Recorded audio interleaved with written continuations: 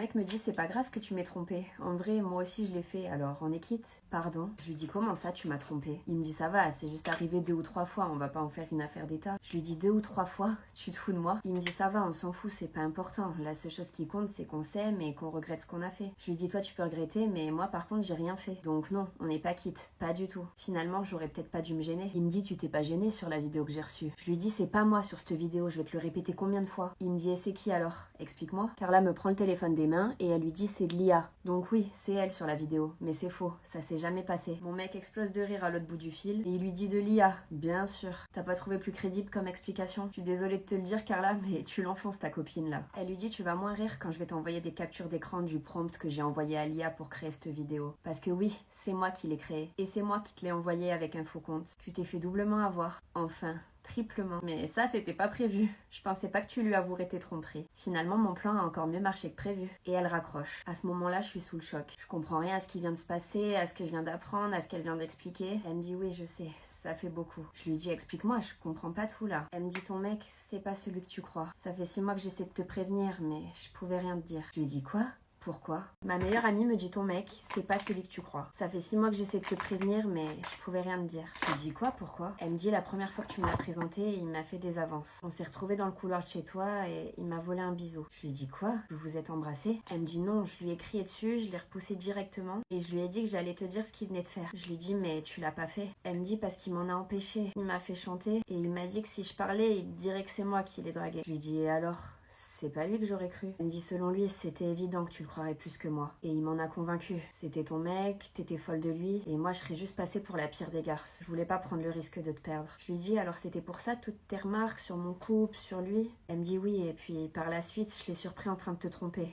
Avec d'autres filles. Tu te rappelles du soir où t'étais malade et que t'es pas venue à la nif de Victor? Je lui dis oui, je m'en souviens, oui. Elle me dit je l'ai surpris avec une meuf dans une salle de bain. Et encore une fois, quand je lui ai dit que j'allais te le dire, il m'a menacé. Je lui dis waouh, j'en reviens pas. Je suis désolée que t'aies eu à vivre tout ça. J'ai même pas l'impression qu'on parle de la même personne. Il était tellement parfait avec moi. Elle me dit je sais, j'ai vu, t'étais aveuglée. Je savais que même si je te parlais, tu me croirais jamais. Alors je me suis dit que la seule solution pour que vous soyez plus ensemble, c'est que ce soit lui qui te quitte. Je lui dis c'est pour ça que t'as inventé ce plan, avec le faux compte et la vidéo IA. Elle me dit oui, un peu tiré par les cheveux, mais efficace. Je pensais qu'il te quitterait, mais pas qu'il t'avouerait ses tromperies. Au moins maintenant tu sais tout. Je lui dis t'es incroyable, t'es pas ma meilleure amie pour rien. Et je suis désolée d'avoir douté de toi. Je pense que maintenant, je ferai toujours passer les potes avant les mecs. Je pense que je me demanderai toute ma vie comment est-ce qu'elle a pu me faire ça. En gros, j'étais amie avec une fille depuis 2 ans, on va l'appeler Carla. On s'est rencontrés à une soirée parce qu'on avait un ami en commun. Et franchement, le feeling est passé direct. Coup de cœur amical. Après ça, on a commencé à se voir tout le temps, à partir en week-end ensemble. Elle connaissait ma famille, je connaissais la sienne. Enfin bref, c'était pas juste une pote. En quelques mois, c'est vraiment devenu ma meilleure amie. Sauf qu'il y a 6 mois, j'ai rencontré un garçon, je me suis mise en couple avec. Et à partir de ce moment-là, j'ai senti qu'avec Carla, il y avait comme un froid. De mon côté, pourtant, j'ai rien fait de spécial. J'ai pas changé de comportement.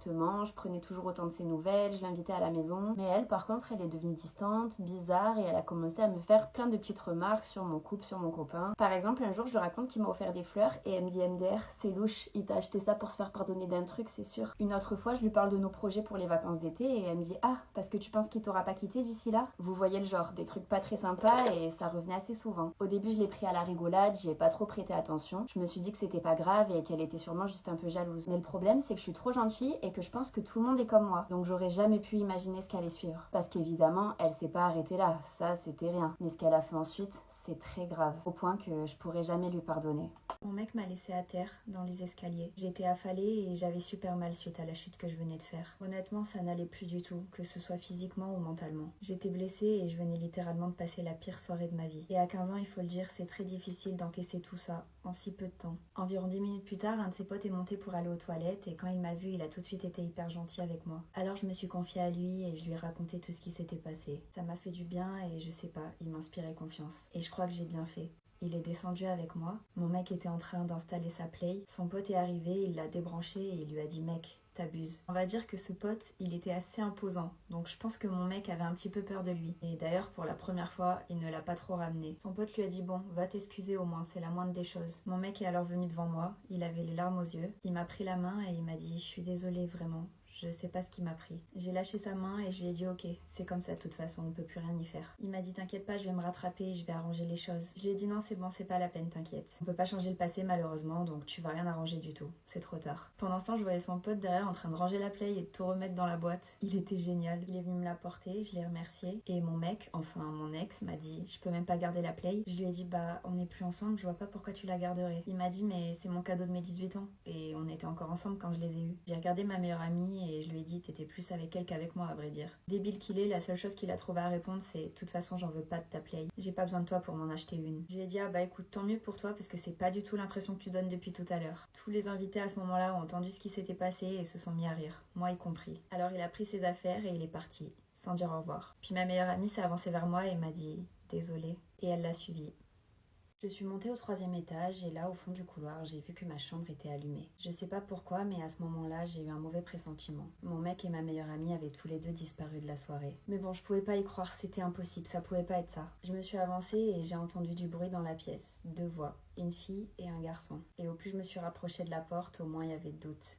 C'était bien eux. J'ai collé mon oreille à la porte pour essayer de comprendre ce qu'il se passait et j'ai entendu un bruit de bisous. Je suis restée tétanisée devant la porte. J'étais complètement choquée par ce qui était en train de se passer. J'étais à milieu d'imaginer qu'une chose comme ça pouvait arriver. Alors je suis tombée de très haut. C'était l'amour fou avec mon mec. Notre relation, elle était parfaite, passionnelle. Je lui faisais confiance à 100%. Et ma meilleure amie, je la connaissais depuis que j'avais 3 ans, même pas. C'était comme ma sœur, une des personnes les plus importantes au monde pour moi. Mon monde était en train de s'écrouler à ce moment-là. Les 2 personnes que j'aimais le plus, après ma famille, était en train de me détruire. Ensemble. J'ai pas eu le courage d'ouvrir la porte honnêtement. L'entendre c'était suffisant, j'avais pas envie de le voir. Alors je suis retournée dans la cuisine, j'ai emmené le gâteau à table et j'ai dit à tout le monde que mon copain ne se sentait pas bien et qu'il avait besoin de se reposer. J'ai coupé le gâteau et on en a tous mangé une part. Enfin personnellement j'ai pas réussi à manger la mienne, j'avais l'appétit coupé, je pouvais rien avaler. Environ une demi-heure plus tard, il est arrivé avec ma meilleure amie, l'air de rien, comme si leur absence était passée inaperçue. Il est venu me voir et il m'a dit bon, on fait quand le gâteau? Je lui ai dit bah trop tard, c'est fait. Il s'est énervé et il m'a dit mais vous mangez mon gâteau d'anniversaire sans moi, tu pouvais pas me prévenir. Je lui ai dit ah si, j'ai essayé de te prévenir mais t'avais disparu. Il est devenu tout rouge, il a détourné le regard et il a dit bon bah on passe au cadeau alors. Mon mec a ordonné qu'on lui apporte ses cadeaux, donc tous les invités sont allés chercher leur paquet et ont commencé à lui offrir. Moi je lui avais acheté la dernière PlayStation, c'était son rêve de l'avoir, donc à la base j'étais hyper contente de pouvoir lui donner. Mais après l'avoir surpris en train de pécho ma meilleure amie dans ma chambre, honnêtement j'en avais plus du tout envie. Alors je suis pas allée chercher mon cadeau, je l'ai laissé ranger dans la penderie. Par contre ses potes, ils l'ont gâté de fou. Il a eu des Air Force One, un maillot de foot du Real, des places de concert pour aller voir PLK, des jeux de play dont le dernier FIFA. Genre vraiment incroyable, il avait trop de chance, ils étaient super généreux. Puis bon, c'est pas comme s'il le méritait. Ensuite, ce fut à ma meilleure amie de lui offrir son cadeau. Et elle lui avait acheté, écoutez bien, une box romantique pour passer un week-end en amoureux. C'était tellement ironique. J'ai pas pu m'empêcher de faire une réflexion et de lui dire ah bah, tu perds pas de temps.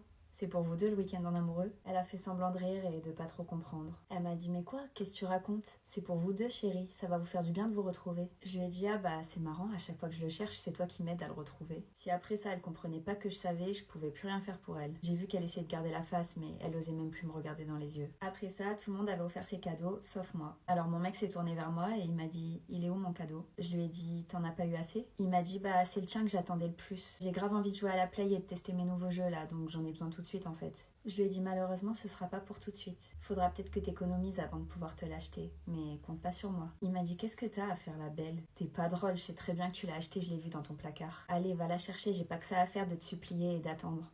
J'ai surpris mon mec en train de pécho ma meilleure amie dans ma chambre, donc je ne voulais plus lui offrir la PlayStation que je lui avais achetée pour son anniversaire. Franchement, c'était mort, il la méritait absolument pas. J'allais la revendre et puis basta, on n'en parlerait plus. En plus, je comptais avoir une discussion avec lui et le quitter le lendemain de la fête. Je pouvais pas rester avec lui après ce qu'il avait fait. J'étais juste gentille, je voulais attendre le lendemain pour ne pas l'afficher devant ses potes et gâcher sa soirée. Mais en voyant que j'allais pas chercher son cadeau, mon mec a pété un câble. Il m'a dit si tu vas pas le chercher, je vais y aller moi-même. Je lui ai dit mais pas du tout en fait, ça marche pas comme ça. Tu ferais mieux de rester tranquille, crois-moi. Il m'a dit sinon quoi? Tu me menaces? Je lui ai dit sinon je réunis tout le monde au salon pour leur expliquer ce que tu faisais réellement quand on t'attendait pour souffler tes bougies. Il m'a dit pfff, tu ferais jamais ça. Allez arrête de me saouler, je vais chercher la play. Il est parti dans les escaliers en courant pour monter dans ma chambre. Je suis partie en courant derrière lui, il s'est mis à courir encore plus vite sur 3 étages. Et vers les dernières marches, je me suis embranchée dans ma robe et je suis tombée la tête la première dans les escaliers. J'arrivais plus à me relever, j'étais un peu assommée dans les vapes et surtout j'avais super mal.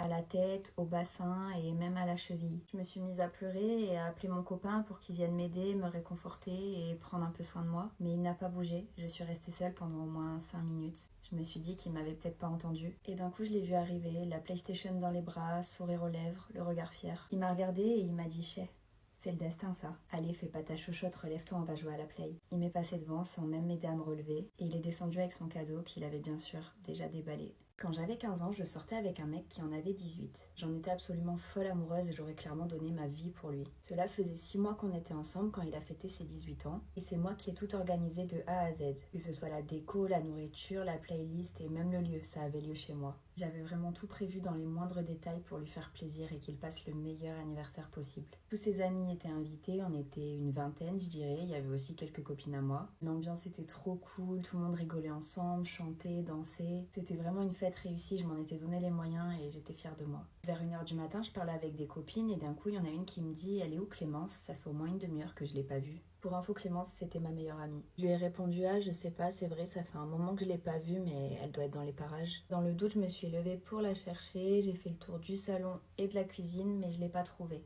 Je me suis dit « Bon, tant pis, elle doit être aux toilettes, dans le jardin ou même en train de se reposer dans une chambre. Ma maison était super grande après tout. » Enfin bref, il commençait à être tard donc j'ai réuni tout le monde dans le salon pour qu'on puisse faire le gâteau et que mon copain souffle ses bougies. J'attendais tellement ce moment. Je lui avais fait son gâteau préféré et puis après il allait pouvoir ouvrir ses cadeaux. Je lui avais acheté la dernière PlayStation, il en rêvait, j'avais tellement hâte de voir sa tête quand il la découvrirait. Donc je suis allée en cuisine chercher le gâteau, pendant ce temps tout le monde s'est installé autour de la table. Mais d'un coup, alors que je m'apprêtais à lancer la musique et à arriver, un de ses potes est venu me dire que mon copain n'était pas là. Bizarre un peu. Je suis donc partie le chercher, je suis d'abord montée au premier étage mais il n'y était pas. Puis je suis montée au deuxième, il n'y était pas non plus. Et enfin je suis montée au troisième et là au fond du couloir, j'ai vu que ma chambre était allumée.